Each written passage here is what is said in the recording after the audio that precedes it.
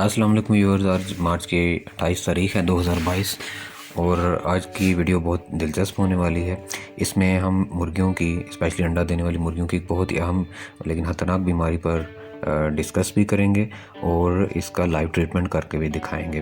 تو بدلتے موسم کے ساتھ جیسے یہ سردیوں سے گرمیوں میں ٹرانسفارمیشن ہو رہی ہے، مارچ کے مہینے میں مرغیوں میں لوز موشن یا ڈائریا کے ایشوز دیکھنے میں آتے ہیں، جو کہ اگر سیریز نہ لیے جائیں تو یہ صورتحال کافی بگڑ سکتی ہے، مرغیوں کی صحت کے لیے انتہائی خطرناک ثابت ہو سکتی ہے۔ تو یہ مرغیوں کا جو ایگ لیئنگ وینٹ ہے اس میں پرماننٹ انفیکشن کا باعث بھی بن سکتی ہے اگر زیادہ دیر تک یہ بیماری رہے، اس کا ٹریٹمنٹ پراپر نہ کیا جائے۔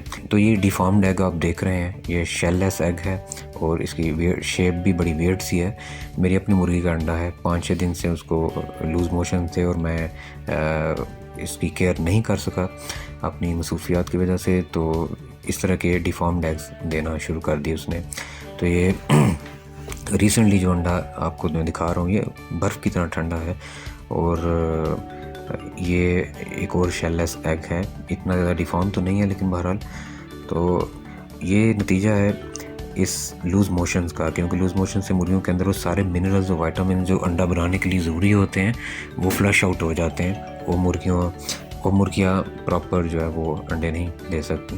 تو یہ جی ہلدی ہے میرے ہاتھ میں، پانی، ایپل سائڈر ونیگر اور لہسن، یہ ساری چیزیں ہر گھر میں تقریباً موجود ہوتی ہیں۔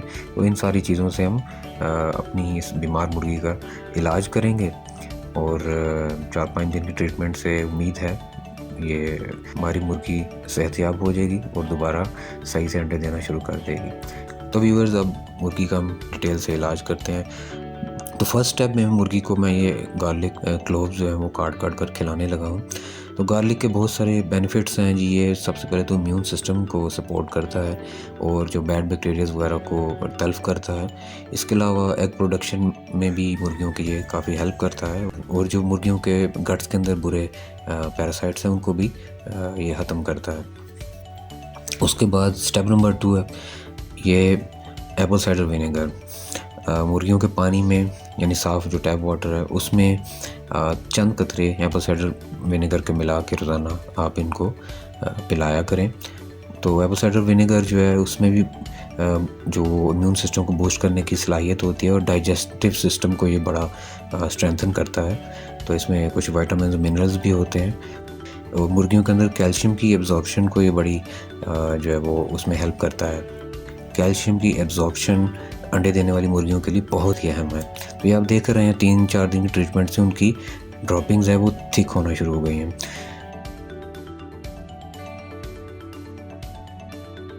تو اب آتی ہیں ٹرمرک پر۔ فائنلی